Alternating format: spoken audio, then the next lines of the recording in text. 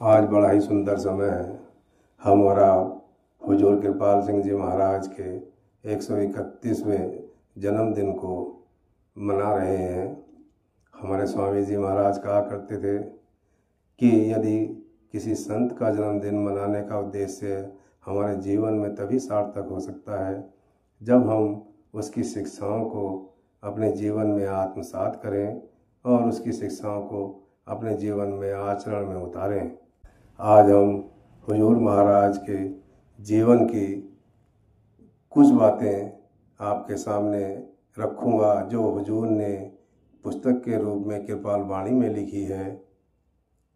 तो ये कुछ बातें हुजूर के ने जो फरमाई वो मैं आपको उन्हीं के शब्दों में बता रहा हूँ। ये कुछ बातें मैं आपको बता रहा हूँ जब मैं शारीरिक तौर पर आपके साथ हूँ, जब मैं शारीरिक रूप से आपके साथ न रहा अथवा आप शारीरिक तौर पर मेरे साथ न रहें तो फिर वो पावर जो सद्गुरु सच्चा है आपके साथ रहता है। इस दुनिया के अंत तक मैं आपको नहीं छोड़ूंगा। यह पावर आपको सच्चे पिता की गोद में पहुंचाएगी और फिर वह परम पिता आपको अनामी अवस्था में ले जाएगा। मेरी शुभकामनाएं आपके साथ हैं। मैं आपकी रूहानी तरक्की चाहता हूँ। फिर वो कृपा सतगुरु कृपा से मैंने इस सर्वोच्च दौलत को पाया है और सतगुरु कृपा से जो मैंने यह दात आपको दी है इसको अपने जीवन में धारण करो। प्रभु ने जो सुनहरा मौका आपको बख्शा है उससे पूर्ण लाभ उठाओ। आपका ध्यान एक कैंपस की सुई की तरह होना चाहिए।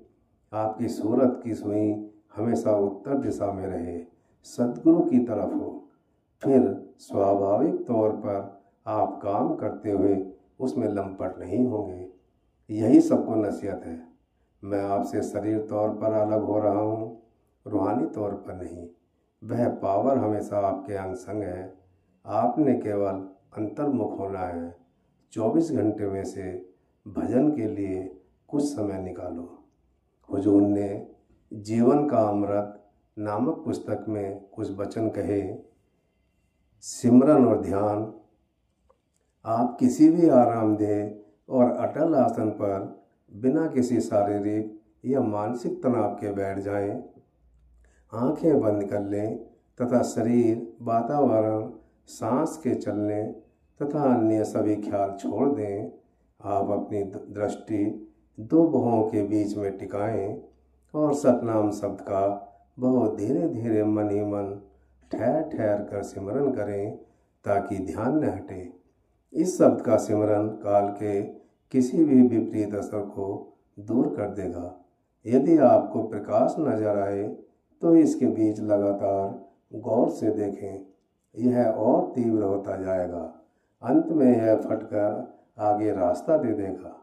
यदि आपको सद्गुरु का नूरी स्वरूप नजर आए तो आप अपनी पूरी तवज्जो उस पर टिकाएं, इतना कि आप अपने आप को भूल जाएं। इस प्रकार आप में ग्रहणशीलता का विकास होगा और सद्गुरु आपसे बातें करने लगेंगे। जिंदा सद्गुरु के अंतर्मुख में दर्शन कर पाना एक दुर्लभ आशीर्वाद है।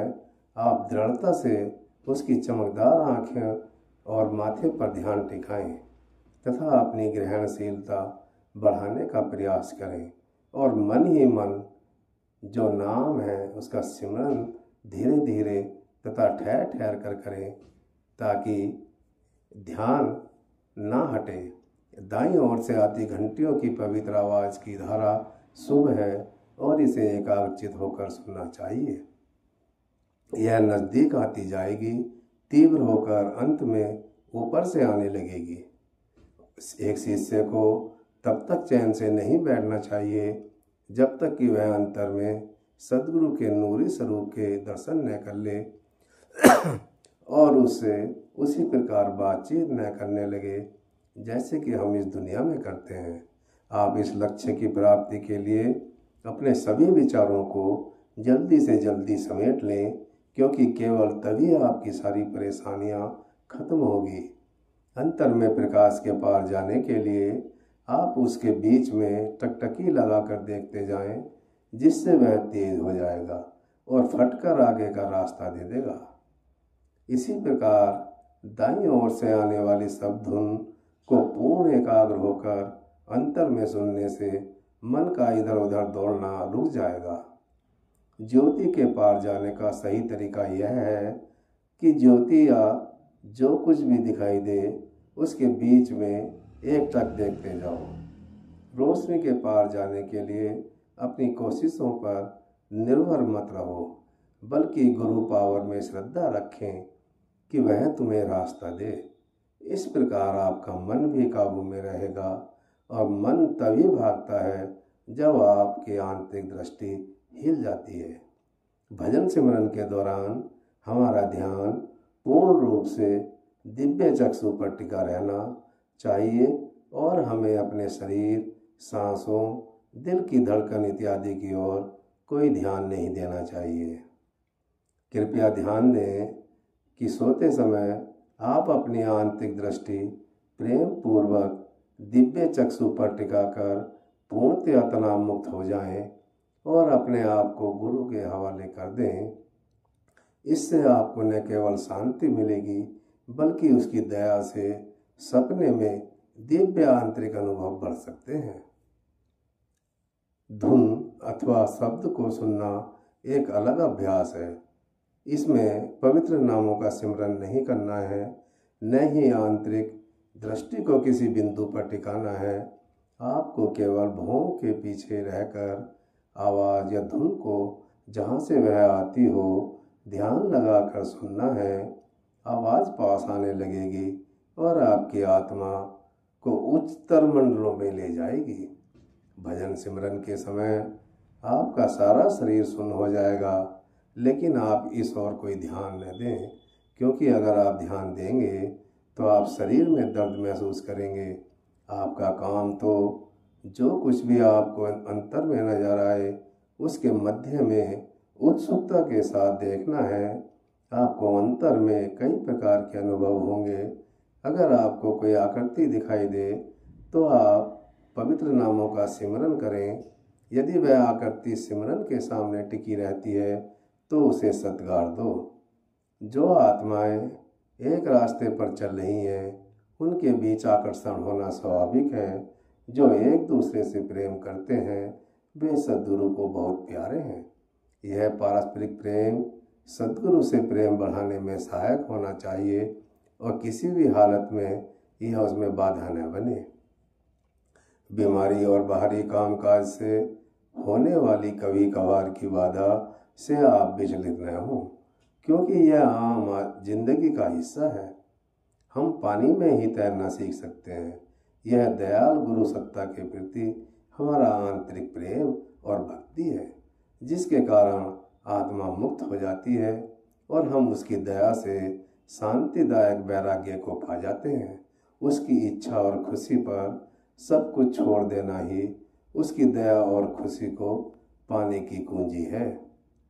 अंतर में रूहानी तरक्की की कुंजी यह है कि जो कुछ भी अंतर में दिखाई दे उसके मध्य में एकाग्रता के साथ देखते जाओ और उस पवित्र धुन को लगातार एकटक होकर सुनो जो दाईं ओर से आती हो।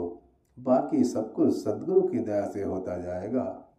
यदि अंतर में तारे दिखाई दें तो उनमें से बड़े तारे को ढूंढकर आप अपनी आंतरिक दृष्टि उसके बीच में टिका दें। यह तारा और तेज हो जाएगा और अंत में फटकर आपको आगे जाने का रास्ता देगा। अगर आपको अंतर में चंद्र और सूर्य दिखाई दें तो उनके बीच में ध्यान टिकाएं, फिर वे भी आपको आगे का रास्ता दे देंगे। जब आप अंतर में सद्गुरु के नूरी स्वरूप को देखें तो आप प्रेम से उसमें इतना अधिक खो जाएं कि अपने आप को भूल जाएं। इससे आप में ग्रहणशीलता बनेगी और सद्गुरु आपसे ऐसे बात करेगा जैसे कि बाहर दुनिया में करता है। अंतर में नूरी स्वरूप की चमकदार आंखें और माथे पर एकाग्रता से नज़र टिकाएं और पवित्र नामों का मन ही मन ठहर ठहर कर सिमरन करें ताकि ध्यान न हटे। अगर वह स्वरूप सिमरन के सामने ठहरता है तो निश्चित है कि वह आपका असली गुरु है और अंतर के शुद्ध परमानंद और शांति के मंडलों की यात्रा में आपकी सहायता करेगा। रूहानियत के लिए किया गया हर एक काम आपकी आंतरिक उन्नति में सहायक होता है। आपकी सारी भक्ति के फलस्वरूप समय आने पर सद्गुरु की दया से आपको बहुत अच्छा नतीजा मिलेगा। आप विचलित या निरुत्साहित न हो, बल्कि अपने सिर पर कार्यरत गुरु पावर में पूर्ण विश्वास रखें। इस समय आप इस महान कार्य में जितना भी योगदान दे सकें दें। हमारा कर्तव्य अपनी तरफ से अधिक कोशिश करना है। बाकी सब काम उस गुरु सत्ता पर छोड़ दें। कर्मों का चक्र निरंतर चलता रहता है। केवल भजन सिमरन से ही उसका असर कम किया जा सकता है। जब आप आध्यात्मिक अभ्यास में लगें तो उसमें पूरा समय दें और उसे मन लगाकर करें।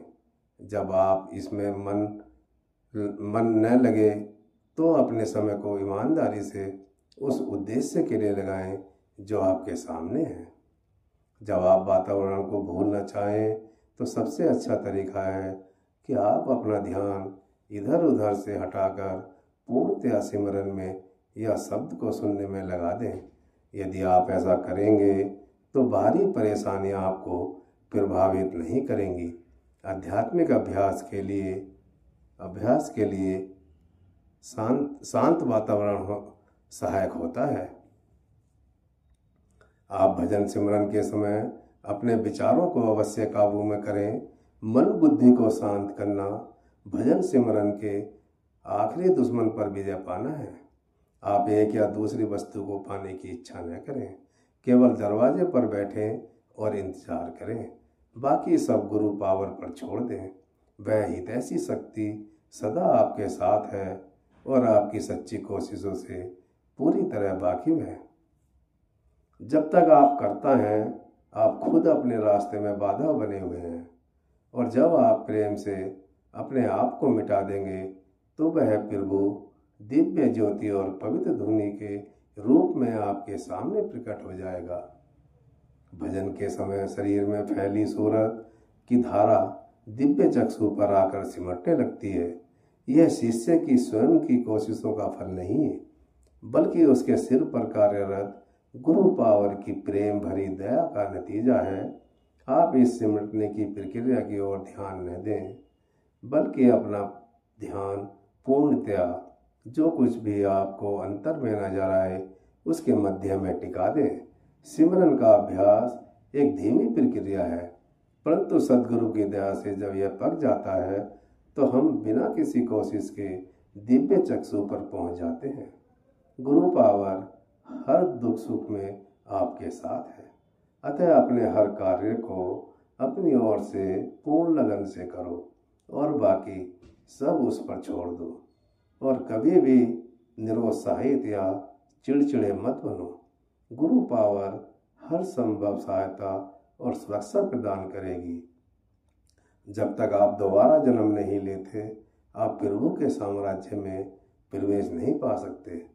दोबारा जन्म लेने का मतलब है शरीर से ऊपर उठना और दूसरे संसार में प्रवेश करना, स्थूल मंडल से सूक्ष्म में। जब आप भजन सिमरन पर बैठें तो आंखों या माथों पर कोई दबाव न डालें, न ही सांस के चलने की ओर ध्यान दें। सद्गुरु बहुत खुश होता है जब उसके बच्चे अंतर में तरक्की करते हैं।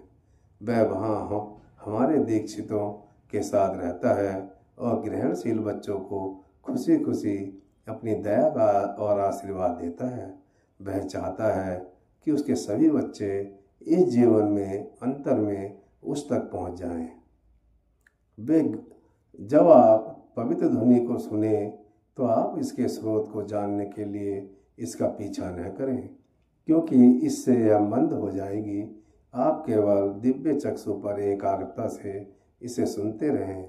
यह पास आ जाएगी, तीव्र हो जाएगी और अंत में ऊपर से आने लगेगी। ज्योति के मध्य में अंदरूनी नज़र को टिकाकर आप प्रेम से इसमें प्रवेश करें। यह और तेज हो जाएगी और फिर सद्गुरु की दया से आगे रास्ता दे देगी। आध्यात्मिक जिज्ञासु कभी कभी भजन सिमरन में जो सूखेपन का दौर महसूस करते हैं, वह एक छिपा हुआ आशीर्वाद है जिससे आपकी आंतरिक भक्ति का विकास होता है। आप इसकी चिंता न करें, बल्कि एक नई ताजगी और शक्ति के साथ अपने भजन सिमरन में उत्साह के साथ लगे रहें। दयालु गुरु शक्ति आपको हर संभव सहायता, दया और सुरक्षा प्रदान करेगी। जब हम ध्यान में बैठें तो हो सकता है हम 5 पवित्र नामों का सिमरन करना भूल जाएं। ऐसे समय मन और काल हमें धोखा दे सकते हैं, इसलिए सावधानी के तौर पर ध्यान के समय सिमरन करना न छोड़ें। यदि सद्गुरु का स्वरूप सिमरन के सामने ठहरता है तो शिष्य उसके वचनों को सत्य माने और ध्यान से सुने। जब आप देहभास से ऊपर उठते हो तो आप सूक्ष्म मंडल के नज़ारे देख सकते हो। उन नज़ारों में खो मत जाओ, बल्कि 5 नामों का सुमरन करो। कभी कभी आपको शेर और सांप नजर आएंगे, ये सद्गुरु के रूप नहीं है। कई बार सांप का रूप धारण करके काल पावर प्रकट होती है, अतः उसकी ओर कोई ध्यान न दो। 5 डाकू यानी काम, क्रोध, लोभ, मोह, अहंकार हमें शेर या छोटे बच्चों की शक्ल में छोड़ते नजर आ सकते हैं। ये चीज़ें उस आत्मा की तरक्की में रुकावट नहीं बन सकती जो पवित्र नामों का सिमरन कर रही हो। कृपया ध्यान दें कि भजन सिमरन में तरक्की हासिल करने के लिए आप दोनों अभ्यासों सिमरन और भजन को अलग अलग करें, एक के बाद दूसरा, जिससे पवित्र रास्ते पर आपकी तरक्की पक्की हो जाएगी। आंतरिक ज्योति आती और जाती नहीं है, यह तो अंतर में हमेशा स्थित है। यह तभी प्रकट होती है जब हम एकाग्रचित होकर इसकी ओर अपना ध्यान टिकाएं, और जरा भी ध्यान हटने पर गायब हो जाती है। अगर आप अपनी आंतरिक दृष्टि को लगातार एक जगह टिका कर रखेंगे तो ज्योति गायब नहीं होगी। जहाँ तक शरीर के शून्य होने का प्रश्न है, इससे डरने की कोई बात नहीं। हमें शरीर से ऊपर उठना है। यह प्रभु के रास्ते का पहला कदम है। इस सिमटने की प्रक्रिया की ओर कोई ध्यान न दें, यह अपने आप होती है। आपको अपने शरीर का ख्याल नहीं करना चाहिए। इस प्रकार आपको शरीर से सिमटते समय कोई डर नहीं लगेगा। यह जीते जी मरने की प्रक्रिया है और संतों ने हर देश और काल में इसका अभ्यास करने का आदेश दिया है। आप पूर्णतया गुरु पावर के संरक्षण में हैं और आपको उसका सहारा लेकर परलोक में पहुंचना है। अगर भजन सिमरन में मन स्थिर हो जाता है तो वास्तव में यह मन पर एक महान जीत है। असलियत में उसकी प्रभु सद्गुरु की दया से एक बड़ी उपलब्धि है और आप भाग्यशाली हैं कि आप इस पवित्र सच्चाई का अनुभव प्राप्त कर रहे हैं। सद्गुरु अन्य सब चीज़ों से आपके नज़दीक है। पहाड़ों की ओर भागने की जरूरत नहीं। हालांकि शांत वातावरण भजन सिमरन में सहायक होता है। हमें अंतर्मुख होना सीखना होगा, अतः जरा भी निराश न हो। केवल अपना फर्ज अदा करने की कोशिश करो और जरूरी आंतरिक सहायता अवश्य मिलेगी। भजन सिमरन में दिए जाने वाले समय को धीरे धीरे बढ़ाना चाहिए ताकि प्रतिदिन 2 घंटे भजन सिमरन का लक्ष्य पूरा हो सके, जो आपकी आध्यात्मिक उन्नति के महान उद्देश्य के लिए जरूरी है। जब आप सद्गुरु की उपस्थिति महसूस करें और आपको लगे कि वह आपसे बातें कर रहा है, चाहे आप उसे देख न पाते हो, तो कृपया 4 नामों का सिमरन अवश्य करें। किसी विचार में खोकर एक ही स्थिति में लंबे समय तक पड़े रहने के बाद शरीर में अनजाने में जो सुनपन महसूस होता है, वह ऐसा ही है जैसा भजन सिमरन के समय सूरत के सिमटने से होता है।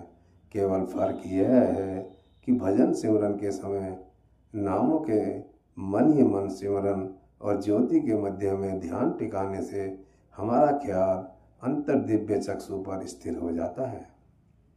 ध्यान की गहरी अवस्था के समय सांस के धीमे चलने से आप घबराएं नहीं, क्योंकि यह अंतर्मुख होने में आपकी सफलता को दर्शाता है। जब सूरत की धारा दिव्य चक्षु पर सिमटती है तो नीचे का शरीर शून्य हो जाता है, जिससे प्राणों की धारा सुव्यवस्थित ढंग से कार्य कर पाती है और सांस स्वतः ही धीमा हो जाता है। इससे डरना नहीं चाहिए और न ही इसकी ओर ध्यान देना चाहिए, क्योंकि ऐसा अपने आप होता है तथा इस दौरान कर्मों के फल पर आधारित चांदी की डोर बिना किसी खतरे के जिंदगी को बनाए रखती है। अंतर में सदगुरु के नूर स्वरूप की असलियत की परख के लिए 5 नामों का सिमरन करें। बोलो स्वामी जी महाराज की जय, परम पूज्य भैया जी महाराज की जय, हुजूर कृपाल सिंह जी महाराज की जय। आज